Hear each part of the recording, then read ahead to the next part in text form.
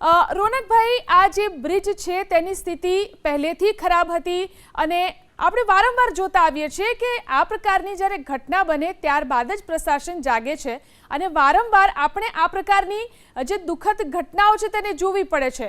આ સ્થિતિને લઈને કોણ જવાબદાર? જીલન, આ દુર્ઘટના નથી, આ હત્યા છે. 8 લોકોની હત્યા સરકારના અધિકારીઓની બેદરકારી નહીં, નફટાઈ નાલાયકીના કારણે થઈ છે. ફરીથી કહું છું, નફટાઈ અને નાલાયકીના કારણે થઈ છે. શ્રીમાન હર્ષ સંઘવી રાજ્યના ગૃહ રાજ્યમંત્રી કેબિનેટમાંથી બહાર આવીને વાત કરતા હતા, તપાસ. આ બધી વાર્તાઓ બંધ કરે સરકાર, ભૂપેન્દ્ર પટેલ સરકાર આ બધી વાર્તાઓ બંધ કરે. મોરબી દુર્ઘટના બાદ આ જ પ્રકારની વાર્તાઓ હતી, તપાસ કરીશું આખા રાજના બ્રિજની, અને કશું થયું નહીં. આ ડોક્યુમેન્ટ પેલો એન્જિનિયર ડંફાસ મારતો હતો, હમણાં એની બાઇટ આવેલી કે કોઈએ કહ્યું નહોતું વાહન વ્યવહાર બંધ કરવા માટે. તું ભણ્યો તો શું ભાઈ? ભણ્યો તો શું? આ પત્ર લખેલો છે, જનતાને મૂર્ખ બનાવવાનું સરકાર બંધ કરે. સરકારમાં ત્રેવડ ના તો જાહેરનામું બહાર પાડે કે તમારે ચોમાસામાં બ્રિજ ઉપરથી નીકળવું નહીં, અને આ એન્જિનિયરો ઘેર બેસી જાય. સરકાર સસ્પેન્ડની વાર્તાઓ બંધ કરે. સરકાર જવાબ આપે કે આ બધાને જેલમાં પૂરશે કે નહીં પૂરે. હું ફરીથી કહું છું, આ હત્યા છે અને હત્યા માર્ગ મકાન વિભાગના અધિકારીઓની નાલાયકી, નફટાઈના કારણે છે. પેલો વ્યક્તિ કે જે ફોન કરીને જણાવે છે અધિકારીને, અને અધિકારી વખત ડંફાસ મારતો હતો કે તરત તમારો ફોન ન ઉપડે, પેલો વ્યક્તિ કહે છે એ આપણે બાઇટ પ્લે કરી છે, આજે ફરીથી પ્લે કરીશું. મારી ટીમને કહી બાઇટ પ્લે કરીશું એટલે આ સરકારને ખબર પડે. આજે ડંફાસ મારે છે ને તપાસની, એ માર્ગ મકાન મંત્રી પણ જવાબ આપે, ભૂપેન્દ્ર પટેલ જવાબ આપે, હર્ષ સંઘવી બધા વતી નીકળતા હતા ને તો એ પણ જવાબ આપે. સાંભળી લેજો, એ લખનસિંહ એને ફોન કરેલો, એને ફોન કરીને શું કહ્યું હતું ને પહેલાં એ સાંભળી લઈએ. સદર બ્રિજને જર્જરિત હોવાના અહેવાલ પ્રસિદ્ધ થયા છે, પરંતુ બંધ કરવાની કોઈ માંગ અમારી પાસે આવી નથી. અને સદર બ્રિજને જર્જરિત હોવાના અહેવાલ પ્રસિદ્ધ થયા છે, પરંતુ બંધ કરવાની કોઈ માંગ અમારી પાસે આવી નથી. અને વધુમાં ગયા વર્ષે જ અત્યારે જે જર્જરિત હતો તે ઉપર વેરિંગ કોટને એમાં ડેમેજ દેખાયેલો હતો. ભૂપેન્દ્રભાઈ, તમારે જોતું હોય ને તો કે જો હું મોકલી આપું. આ નફ્ફટ નાલાયક અધિકારીઓ પૂરી જાણકારી નથી આપતા, એમના કારણે મોત થઈ રહ્યા છે. અને એ વ્યક્તિને આ જ એન્જિનિયરોને લખનસિંહે ફોન કર્યો હતો 2 કલાક પહેલાં. મેં બાઇટ પ્લે કરી હતી, આપણી ટીમને કહીશું ફરીથી બાઇટ પ્લે કરીશું. આ નફ્ફટ નાલાયક અધિકારીઓને એ વખતે આ નાગરિકે ફોન કર્યો હતો, એ સાંભળી લેજો. ભૂપેન્દ્રભાઈ, આપ સાંભળી લેજો. સંઘવી સાહેબ તપાસની વાર્તા કરતા હતા ને, તમે સાંભળી લેજો. પીડબ્લ્યુડી મંત્રી પણ સાંભળી લેજો. તમારા અધિકારીઓ નફ્ફટ છે, નાલાયક છે, એમના પાપે જીવ ગયા છે, આ હત્યા છે. આ બાઇટ સાંભળી લો, એક વ્યક્તિનું દર્દ. 2022માં ફોન કર્યો છે ને, ઓગસ્ટ મહિના 22માં. લખન દરબાર.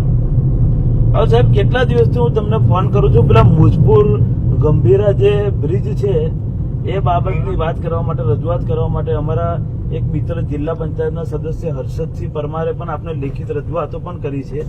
અને એ બાબતે આપણે રજૂઆત કરવા માટે કેટલા દિવસથી ફોન કરું છું, પણ આપ ફોન ઉઠાવતા નથી. હવે એ બાબતે આખો બ્રિજ એકદમ ખલાસ હાલતમાં છે સાહેબ. આખા બ્રિજની હાલત ખસ્તા છે અને કેટલા બધા દિવસો થઈ ગયા, હજુ કોઈ કામગીરી થઈ જ નથી. તો લોકોનું જીવના જોખમે લોકો જાય છે, તો શું કરવાનું? એનું કંઈક તો કરો.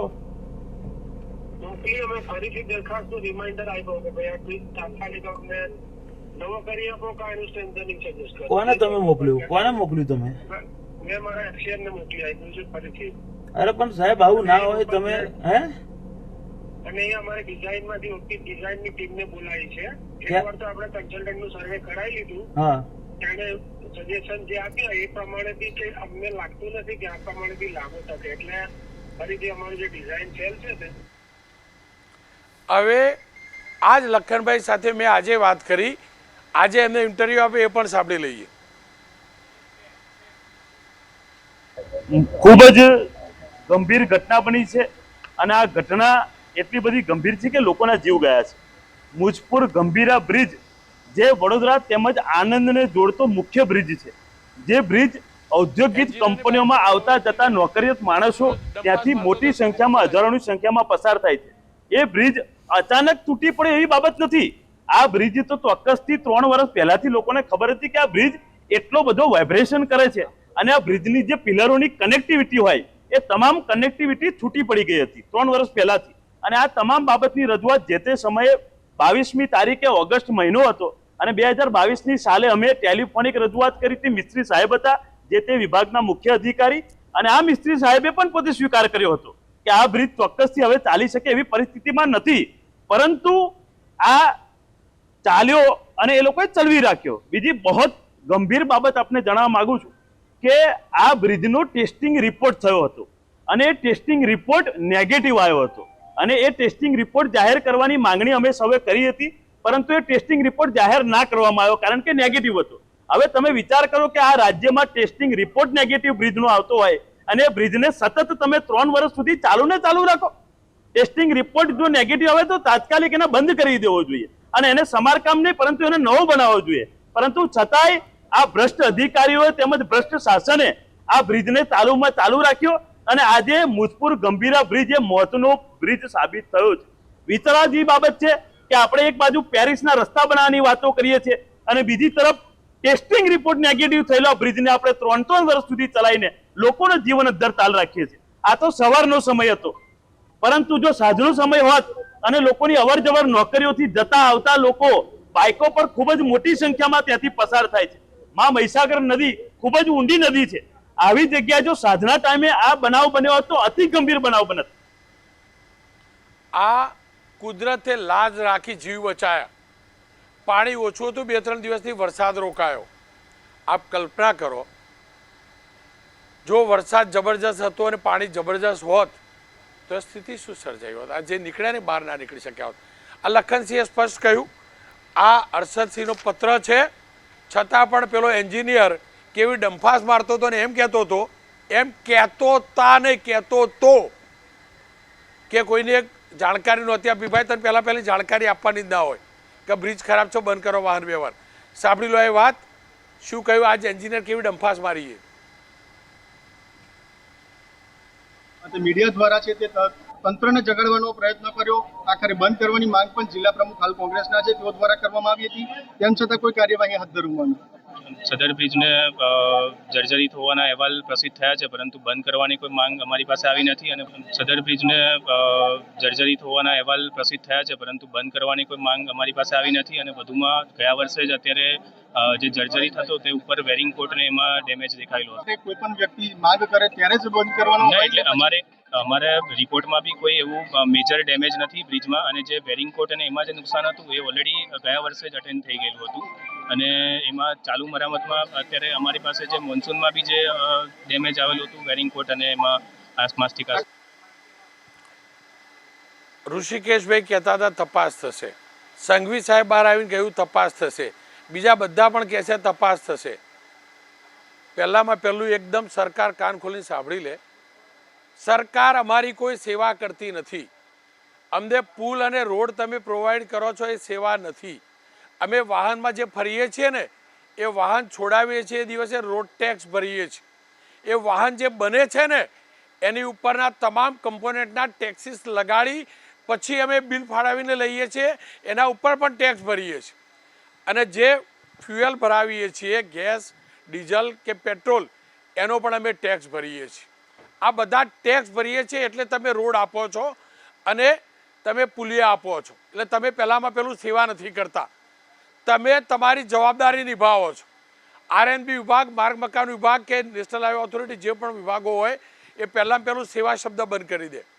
અમે આ ટેક્સ મરવા માટે નથી ભરતા. અમે આ ટેક્સ મરવા માટે નથી ભરતા. આખા ગુજરાતમાં લોકોના હાડકાં તૂટી રહ્યા છે. દર ચોમાસે અનેક બ્રિજ તૂટે છે. જીવલેણ અકસ્માતો થાય છે. અધિકારીઓ છે શેના માટે? માર્ગ મકાન અધિકારી છે શેના માટે? ડંફાસ મારવા માટે. ભૂપેન્દ્રભાઈ, મહેરબાની કરીને અમને જીવવા દેજો. અમે નાગરિક છીએ, અમે એક્ટિવિસ્ટ થવા નથી માગતા. હું ફરીથી કહું છું, અમે નાગરિક છીએ, એક્ટિવિસ્ટ થવા નથી માગતા. પણ મહેરબાની કરીને અમને મજબૂર ના કરશો અમને. 8 લોકોના જીવ ગયા છે. જેનો ગયો ને ઘરમાંથી એને ખબર પડે છે. જેનો ગયો છે એને ખબર પડે છે. તપાસ પછી શું થાય ને જાણીએ છીએ. રાજકોટના અગ્નિકાંડમાં શું થયું એ પણ જાણીએ છીએ. મોરબીના કાંડમાં શું થયું એ પણ જાણીએ છીએ. છેલ્લા 3 વર્ષમાં કેટલી દુર્ઘટનાઓ થઈ ને એના આંકડા એબીપી અસ્મિતા પ્રસારિત કરશે અહેવાલ એ પણ ખબર પડશે. હું ફરીથી કહું છું અને છેલ્લે કહું છું, આ દુર્ઘટના નહીં, આ હત્યા છે. ભૂપેન્દ્રભાઈ અદાલતોમાં કરેલા આ જ અધિકારીઓના, રાજ્ય સરકારના અધિકારીઓના એફિડેવિટ જોઈ લેજો. દુર્ઘટના પછીના તમામના સ્ટેબિલિટી રિપોર્ટ ચેક કરીશું, આ કરીશું, બધી ડંફાસ છે. રિયાલિટી ચેકના નામે વાર્તાઓ છે. મહેરબાની કરીને અમને જીવવા દેજો.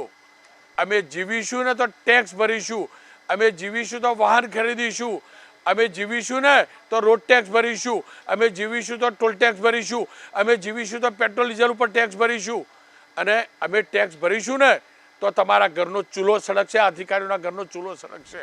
હું ફરીથી કહું છું, છેલ્લે કહું છું, જીલન, આ માટે સરકાર પાસે જવાબ લેવાની જરૂર જ નથી. આ અધિકારીઓએ નાલાયકી, નફટાઈ કરી, જેના કારણે થયેલા મોત છે, અને હવે સરકારે જવાબ આપવો પડશે. આ હત્યાઓ જે થઈ છે એ લોકોને સરકાર જેલમાં પૂરવા માટે શક્તિમાન છે કે નહીં? જીલન જી બિલકુલ, આભાર રોનકભાઈ અમારી સાથે જોડાઈને વાત કરવા માટે.